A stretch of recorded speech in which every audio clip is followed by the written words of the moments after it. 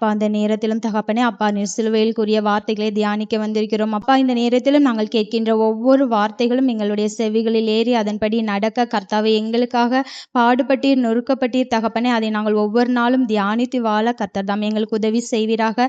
இந்த நேரத்திலும் கொடுக்கின்ற வார்த்தைகள் எல்லாம் பிள்ளைகளுடைய மனதில் ஏறும்படியாக ஜெபிக்கிறேன் அப்பா. நீங்க பொறுப்பெடுத்துக் கொண்டு வழி நடத்துங்க அப்பா. சுத்திரம். உங்கள் யாவரையும் கிறிஸ்துவின் நாமத்தினாலே அன்போடு வரவேற்கிறேன். இந்த நேரத்திலும் என்ற வார்த்தை 5வது வார்த்தை தவிப்பு. இந்த தவிப்புங்கிறது எல்லாத்துக்குமே இருக்கக்கூடிய ஒரு நிறைவேறுதலாக இருக்கலாம். தேவன் என்ன கூறினார்னா தாகமாய் இருக்கிறேன் என்று சொன்னார் சிலுவையில் இருந்து. தாகமாய் இருக்கிறேன்னா நம்ம என்ன நினைக்கிறோம்னா ஆத்தும தாகம் அப்படின்னு தான் நினைக்கிறோம். அவர் ஆத்தும தாகத்தையும் கூறியிருக்கிறாரு. இன்னும் அவருடைய தாகம் எதுவா இருந்திருக்கலாம், சரீர தாகமா கூட இருக்கலாம். இன்னும் ஒண்ணு வேத வாக்கியங்கள் அவருடைய வாழ்க்கையில நிறைவேறக்கூடிய உள்ள தாகமாகவும் இருக்கலாம். யோவான் 19ஆம் அதிகாரம் 28, 29 யாராவது ஒருவர் வாசிக்கலாம். முடிந்தது என்று இயேசு அறிந்து வேத வாக்கியம் நிறைவேறத்தக்கதாக தாகமாய் இருக்கிறேன் என்றார். காடி நிறைந்த பாத்திரம் அங்கே வைக்கப்பட்டிருந்தது. அவர்கள் கடற்காளானை காடியிலே தோய்த்து ஈசோப்பு தண்டில் மாட்டி அவர் வாயினிடத்தில் நீட்டி கொடுத்தார்கள். தாகமாய் இருக்கிறேன்னு சொன்னா நம்ம எல்லாரும் என்ன கொடுப்போம்? உடனே தண்ணி கொடுப்போம். ஆனா தேவனுக்கு என்ன கொடுத்தாங்கன்னா காடி நிறைந்த பாத்திரம் அங்கே வைக்கப்பட்டிருந்தது. அவர்கள் கடற்காளானை காடியிலே தோய்த்து. கடற்காளான்னா எப்படி இருக்கும்னு நினைக்கிறீங்க? அது ஒரு ஸ்பாஞ்ச் மாதிரி எப்படி இருக்கும்? அந்த தண்ணியை உறிஞ்சக்கூடிய ஒரு வகையான பாசி. அந்த பாசில காடியை தோய்த்து கொடுத்தாங்க. அந்த காடியை கொடுத்த தேவன் தாகமாய் இருக்கிறேன்னு சொன்ன உடனே அவர் கொடுத்த உடனே அவர் அதை குடிச்சாரா? குடிக்கல. ஏன் குடிக்கல? கசப்பாக இருந்தது. கசப்பாக இருந்தாலும் நம்ம அந்த சமயத்துல இருந்தோம்னா நமக்கு தண்ணி தாகம் எடுக்குது. ஆனா கசப்பா இருந்தாலும் பரவாயில்ல, நம்ம குடிச்சிட்டு கொஞ்ச நேரமாவது உயிர் வாழ்றதுக்கு என்ன பண்ணுவோம்? கஷ்டப்பட்டாது என்ன பண்ணிடுவோம்? குடிச்சிருவோம். அப்படிதானே? ஆனா இந்த வாக்கியம் அந்த வேத வாக்கியம் நிறைவேறத்தக்கதாக தேவன் அதை என்ன பண்ணல? ஏற்றுக்கொள்ளவில்லை. சங்கீதம் 69, 21 என் ஆகாரத்தில் கசப்பு கலந்து கொடுத்தார்கள், என் தாகத்துக்கு காடியை கொடுத்தார்கள். இந்த வேத வாக்கியம் சங்கீதத்துல சொல்லப்பட்டிருக்கு. இது என்ன? தீர்க்க தரிசனம். இந்த தீர்க்க தரிசனம் நிறைவேறும்படியாக தேவன் என்ன பண்ணாரு? அந்த காடி கலந்த கசப்பு கலந்த அந்த காடியை அவர் ஏற்றுக்கொள்ள மறுத்தார். ஆனா நம்ம அந்த இடத்துல இருந்தோம்னா ஒரு சாக்கடை தண்ணியை தந்தால் கூட நம்ம என்ன பண்ணியிருப்போம்? அந்த சமயத்துல இருந்தோம்னா நம்ம என்ன பண்ணியிருப்போம்? நம்மள கொஞ்சம் அதுக்குள்ள கொண்டு போவோமே. நம்ம என்ன பண்ணியிருப்போம்? அந்த சாக்கடை தண்ணியை தந்தால் கூட அந்த நேரத்துல என்ன பண்ணியிருப்போம்? மூக்க பிடிச்சிட்டாது என்ன பண்ணியிருப்போம்? குடிச்சிருப்பான். ஆனா என் தேவன் அதை ஏற்றுக்கொள்ளவில்லை. மார்க் 15:23 வெள்ளை போலம் கலந்த திராட்சரசத்தை, வெள்ளை போலத்துல திராட்சரசத்தை கலந்து குடிக்க கொடுத்தாங்க. ஆனால் அவர் அதை என்ன பண்ணல? ஏற்றுக்கொள்ளவில்லை. இந்த வெள்ளை போலம்ங்கிறது எதற்காக கொடுக்கப்படுகிறது? தேவன் பிறந்த போதும் இந்த வெள்ளை போலத்தை என்ன பண்ணாங்க? சாஸ்திரிகள் பரிசாக கொடுத்தாங்க. இதை எதை குறிக்கிறது? இந்த வெள்ளை போலங்கிறது ஒரு முட்செடியிலிருந்து வரக்கூடிய ஒரு நறுமணம் கலந்த பொருள். ஆனா இது எப்படிப்பட்டதாக இருக்குமா? கசப்பு கலந்ததாக காணப்படுகிறது. இந்த கசப்பு கலந்த அந்த நறுமண பொருள் எதற்காக இது பண்றாங்கன்னா, இரத்தக்கட்டு, தன்னுடைய வீக்கம், உடல் உள்ள புண்களை, அந்த காயங்களை ஆற்றுவதற்காக, உடலை பதப்படுத்துவதற்காக, இறந்து போன உடல்களை பதப்படுத்துவதற்காக அந்த வெள்ளை போலம் பயன்படுத்தப்படுகிறது. அந்த இயேசு பிறந்த போதே என்ன பண்றாங்க? வெள்ளை போலத்தை என்ன பண்றாங்க? ஒரு பரிசாக கொண்டு வராங்க. அந்த இடத்துலயே நம்ம நிறைவேறுதலாக இருக்கிறது.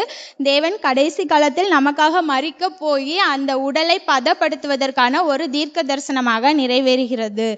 அடுத்தது பார்த்தீங்கன்னா தாகமாய் இருக்கிறேன். இவர் எதுக்கெல்லாம் தாகமாய் இருக்கா? தாகமாய் அதாவது தன்னுடைய சொந்த உடலுக்காக தாகமாய் இருக்கிறார். சரீர தாகம். தேவன் எதுல வெளிப்பட்டார் நமக்காக? ஆவியாகவே வெளிப்பட்டாரா? மாம்சத்தினால வெளிப்பட்டாரா? மாம்சத்தால வெளிப்பட்டு நம்மை போலவே ஒரு வாழ்க்கை வாழ்ந்து, ஆனா நம்மளுடைய வழிகளையும் அவர் ஏற்றுக்கொண்டு நமக்காக என்ன பண்றாரு? சிலுவையை சுமந்தாரு, அடிக்கப்பட்டார், நொறுக்கப்பட்டார் அப்படின்னு சொல்லியிருக்கிறாங்க. ஆனா நம்ம அதை ஒவ்வொரு நாளும் தியானிக்கிறோமா? இப்ப சின்ன பிள்ளைங்களாம் எடுத்துக்கிட்டீங்கன்னா, சின்னதா ஒரு முள்ளு குத்தினால் கூட என்ன பண்றாங்க? அழுதுகிட்டே இருக்கிறாங்க. எங்க வீட்டுல எங்க பாப்பா 2 பேரும் கீழே விழுந்துட்டாங்கன்னா உடனே அழுதாங்கன்னா, அப்போ உனக்காக ஏசப்பா என்ன பண்றாங்க? எவ்வளோ அடி வாங்கியிருக்காங்க, நீ இதுக்கெல்லாம் அழலாமா அப்படின்னு சொன்னா எங்க சின்னவ வந்து அப்படியே அழுகையை நிறுத்திடுவா. அப்படிதான் ஒவ்வொரு நாளும் என்ன பண்ணிட்டு இருக்கோம், அவளை வளர்த்துக்கிட்டு இருக்கோம். அதே போலதான் தேவன் வந்து ஒவ்வொரு நாளும் நமக்காக என்ன பண்ணியிருக்கிறாருங்கிறத நம்ம ஒவ்வொரு நாளும் அந்த சிலுவையின் தியானத்தை வெளிப்படுத்துதலாக நம்ம இருக்க வேண்டும். ஆனா நம்ம என்ன பண்றோம், இந்த சிலுவை நாள், இந்த துக்க வெள்ளி அன்னைக்கு தான் துக்கத்தோட முகத்தை வச்சுக்கிட்டு இருக்கோம். ஆனா அது நமக்காக அவர் சிலுவையில் அறையப்பட்டது எதற்கு? நம்முடைய நோய்களை சுமந்து, நம்மளுடைய பாவங்களை சுமந்து, நம்மளுடைய பாரங்களை சுமந்து தீர்க்கப்பட்ட ஒரு ஆட்டுக்குட்டியாக அவர் என்ன பண்றாரு, சிலுவையில காணப்படுகிறார். ஆனா அன்னைக்கு நம்ம என்ன பண்றோம், ரொம்ப துக்கத்தோட காணப்படுறோம். ஆனா நம்ம அந்த துக்கத்தை வந்து எப்படியாக அனுசரிக்க வேண்டுமா, சந்தோஷமாக அனுசரிக்க வேண்டும். வந்து தாகமா இருக்கிறேன்னு சொல்லிருக்காரு. எதுலலாம் அவர் வந்து சரீர தாகத்துல வந்து மத்தேயு 4:2 அவர் எப்படி இருந்தாரா, பசியாக காணப்படுகிறார். எப்படி பசியாக காணப்படுகிறார்? 40 நாள் உபவாசம் முடிந்த பின்பு அவர் எப்படி இருக்கிறாரா, களைப்படைந்து பசியாக காணப்படுகிறார். அடுத்து யோவான் 4:6 எப்படி இருக்கிறாரு? யோவான் 4:6 அந்த கிணற்றின் அருகே உட்கார்ந்தார். அப்பொழுது ஏறக்குறைய 6ஆம் மணி வேளையாய் இருந்தது. அவருடைய இயேசு வந்து எப்படி இருக்கிறாராம், கிணறு பக்கத்துல வந்து எப்படி இருக்கிறாராம், களைப்படைந்தவராக காணப்படுகிறார். எதனால களைப்படைந்தவராக கிணறு பக்கத்துல வந்து இருக்கிறாரு? ஊழியம் செய்துவிட்டு, மக்களுக்கு உபதேசம் பண்ணிவிட்டு, தெருக்கெல்லாம் நடந்து போயிட்டு அவர் வந்து எப்படி இருக்கிறாரு, தாகத்தோட இருந்து இருக்கிறார். மார்க் 3:15 எப்படி சொல்கிறதுனா, அவர் கோபத்தோடு காணப்படுகிறார். எவ்வளவுதான் எடுத்து சொன்னாலும் நம்மளுடைய இருதயம் எப்படியாக இருக்கிறதா, இருதயம் கடினமாக காணப்படுகிறது. அதனால அவர் அந்த இடத்துல எப்படி இருக்கிறாரு, ரொம்ப விசனம் அடைந்தவராக காணப்படுகிறார். மத்தேயு 9:36 எப்படி இருக்குன்னா, மனதுருக்கம் உள்ளவர். நம்ம எவ்வளவுதான் பாவம் செஞ்சுட்டு போனாலும், எவ்வளவுதான் நம்ம தவறுகள் செஞ்சுட்டு போனாலும், அவர் திரும்ப திரும்ப வசனங்களை நமக்காக சொல்றதற்காக நம்ம மேல அவர் எப்படி இருக்கிறாரா, மனதுருக்கம் உடையவராக காணப்படுகிறார். மத்தேயு 26:37 தேவன் எதற்காக துயரம் உள்ளவராக காணப்படுகிறார்? தேவன் எதற்காக துயரம் உள்ளவராகவும் துக்கமடைவராகவும் வியாகுலப்படுகிறார்? ஏன்னா நான் இந்த நாட்கள்ல என்ன பண்ண போறேன், மறுபடியும் உங்களை விட்டு பிரிந்து போகிறேன். ஆனா அவர் வந்து ஒவ்வொரு நாளும் நம்ம மேல தாகம் உள்ளவராக காணப்படுகிறார். நாம என்ன பண்ணிக்கிட்டு இருக்கோம் இன்னைக்கு? நாம எதை நோக்கி தாகம் உள்ளவர்களாக பயணிச்சுக்கிட்டு இருக்கிறோம்? உலக ஆசைகளும் உலக கவலைகளும் நம்மளுடைய இருதயத்துல கொண்டு அதன் மேல என்ன பண்ணிட்டு இருக்கோம், தாகம் உள்ளவர்களாக போய்கொண்டிருக்கிறோம். ஆனாலும் தேவன் என்ன பண்ணுகிறாரு, தம்முடைய மகிமையை திறந்தவராக இந்த உலகத்துல மாம்ச தேகம் உள்ளவராக என்ன பண்றாங்க, சிலுவையில அறையப்படுகிறார். அடுத்து வேத வாக்கிய மேல் உள்ள தாகம். மத்தேயு 24:35 நீ ஒளிந்து போவும், என் வார்த்தை ஒளிந்து போவதில்லை. வேத வாக்கியம், அந்த வேத வாக்கியம் அவர் எவ்வளவுதான் சொல்லிட்டு அவர் இந்த உலகத்தை விட்டு கடந்து சென்றாலும் நமக்கு கொடுத்திருக்கிற இந்த வேத வசனங்கள் ஒரு நாள் என்ன பண்ணதில்லை, ஒளிந்து போவதும் இல்லை, அழிந்து போவதும் இல்லை என்று சொல்லியிருக்கிறார். அதன் மேலே அவர் என்ன பண்றாரு, தாகமா இருக்கிறாரு. அந்த வசனத்தை படிச்சாது என் பிள்ளைங்க என்கிட்ட வரமாட்டாங்களா அப்படிங்கிற ஒரு தாகத்தோட சொல்கிறார். மார்க் 13:31 ஒளிந்து போவும், வானமும் பூமியும் ஒளிந்து போம், என் வார்த்தைகளோ ஒளிந்து போவதில்லை. கிட்டத்தட்ட இந்த 2 வசனங்களும் எப்படியாக இருக்கிறது, தேவனுடைய வேத வாக்கியங்கள் நிறைவேறத்தக்க அவர் அதன் மேல் தாகமாய் இருக்கிறதுனால அவர் நமக்காக இந்த நாள்ல ஒவ்வொரு பாடுகளையும் பொறுமையோடு சகித்து கொள்வதோடு காணப்படுகிறார். லூக்கா 21:33 அவர் எப்படி இருக்கிறானா, மேய்ப்பன் இல்லாத ஆடுகளை போல இருக்கிற நம்ம மேல் அவர் மனதுருகி என்ன பண்றாரு, மறுபடியும் என்ன பண்றாரு, நமக்காக உபதேசம் சொல்கிறவராக காணப்படுகிறார். அடுத்ததா 3வது உள்ளது ஆத்தும தாகம். மத்தேயு 20:28 மத்தேயு 20:20 அப்படியே மனுஷகுமாரன் ஊழியம் கொள்ளும்படி வராமல் ஊழியம் செய்யவும் அநேகரை மீட்கும் பொருளாகவும் தம்முடைய ஜீவனை கொடுக்கவும் வந்தார் என்றார். அவர் எதற்காக அந்த உலகத்துல வந்தாரு, அநேகரை மீட்கும் பொருளாக வந்தார், தம்முடைய ஜீவனை கொடுப்பதற்காகவும் வந்தார். ஊழியம் செய்வதற்கு மட்டுமா வந்தாரு? அவர் எவ்வளவுதான் ஊழியம் செஞ்சாலும் எவ்வளவு உபதேசம் பண்ணாலும் நம்முடைய இருதயம் இன்னைக்கும் எப்படிதான் இருக்கு, ஒரு கடினமாக தான் இருக்கிறது. ஒரு சிறு கவலை வந்தால் கூட நம்ம என்ன பண்றோம், வசனத்தை விட்டு விலகி அவருடைய சமூகத்தை விட்டு விலகி என்ன பண்றோம், நம்ம அதன் மேல் தாகம் கொள்கிறவர்களாக காணப்படுகிறோம். அடுத்ததாக பாவிகளை குறித்த தாகம். மார்க் 6:34 இயேசு கரையிலே வந்து அநேக ஜனங்களை கண்டு அவர்கள் மேய்ப்பலில்லாத ஆடுகள் போல் இருந்தபடியால் அவர்கள் மேல் மனதுருகி அநேக காரியங்களை அவர்களுக்கு உபதேசிக்க தொடங்கினார். என்ன பண்றாங்க, பாவிகள் மேல என்ன பண்றாரு, தேவன் ஒரு தாகமாய் இருக்கிறார். ஏன்னா நம்ம எவ்வளோ பாவம் செஞ்சுட்டு இருக்கோம். அவங்களுக்கு ஒரு மேய்ப்பன், சரியான மேய்ப்பன் இல்லாத இருக்கிறபடியால் தான் என்ன பண்றாங்க, ஒரு பாவ வழியை நோக்கி போய் கொண்டிருக்கிறார்கள் என்பதற்காக அவர் மறுபடியும் என்ன பண்றாரு, மேய்ப்பன் இல்லாத நம்மளையெல்லாம் இன்னைக்கும் என்ன பண்றாரு, ஒரு சேர சேர்த்து அந்த வசனங்களை கேட்டு நடக்க தேவன் ஒவ்வொரு நாளும் ஒரு மேய்ப்பனை கொண்டு என்ன பண்றாரு, உபதேசிக்க வைக்கிறாரு. ஆனா நம்ம என்ன பண்ணிக்கிட்டு இருக்கோம், இன்னுமே நம்ம அதுல இருந்து வெளியே வராம திரும்ப திரும்ப என்ன பண்றோம், அந்த பாவத்துல போய் தான் நம்ம விழுந்துகிட்டு இருக்கிறோம். அவர் இன்னும் கூட சரி, அவருடைய சொந்த உடலுக்காக எப்படியெல்லாம் இருந்தாராம், தாகமா இருந்திருக்கிறாரு, தாகத்தை தீர்க்கிறவராக இருந்திருக்கிறாரு, தாகம் தீர்க்க சொன்னவர். தாகமா 27 மத்தேயு 27:48. உடனே அவர்கள் ஒருவன் ஓடி கடற்காளானை எடுத்து காடியில் தோய்த்து அதை ஒரு கோலில் மாட்டி அவருக்கு குடிக்க கொடுத்தான். தாகமா இருக்கிறேன்னு சொன்ன உடனே பக்கத்துல இருக்கிற போர் சேவகர் என்ன பண்றான், காளானல்ல என்ன பண்றாரு, ஒரு கசப்பு கலந்த காடியை தோய்த்து அவர் குடிக்க கொடுக்கிறார். ஆனால் அவர் என்ன பண்ணல, நமக்காக ஏற்றுக்கொள்ளவில்லை.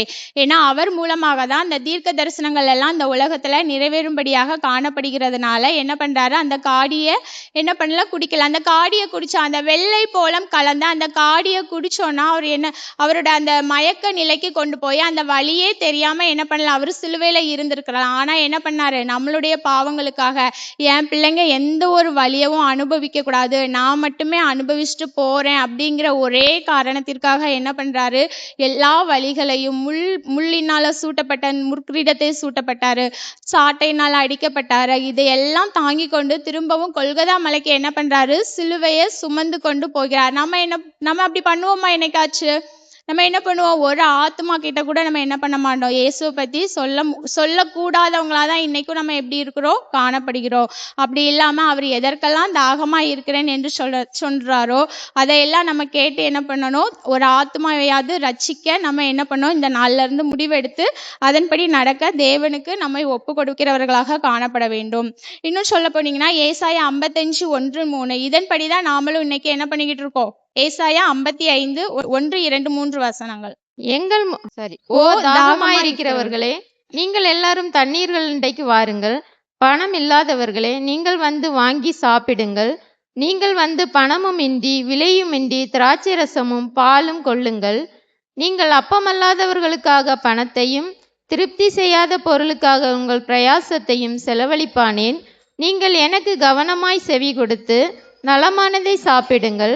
அப்பொழுது உங்கள் ஆத்துமா கொழுப்பான பதார்த்தத்தினால் மகிழ்ச்சியாயிருக்கும். உங்கள் செவியை சாய்த்து என்னிடத்தில் வாருங்கள், கேளுங்கள், அப்பொழுது உங்கள் ஆத்துமா பிழைக்கும். தாவீதுக்கும் அருளின நிச்சயமான கிருபைகளை உங்களுக்கு நித்திய உடன்படிக்கையாக ஏற்படுத்துவேன். நாம எல்லாரும் இந்த உலகத்துல எதற்காக காத்துக்கிட்டு இருக்கோம், நித்திய ஜீவனுக்காக. ஆனா நம்ம என்ன பண்ணிட்டு இருக்கோம், இங்கே சொல்லியிருக்காங்க பாருங்க, ஓ தாகமாய் இருக்கிறவர்களே, நீங்கள் எல்லாரும் தண்ணீர்கள் அண்டைக்கு வாருங்கள். அந்த தண்ணீர் அண்டை யாரு, ஏசு கிறிஸ்து.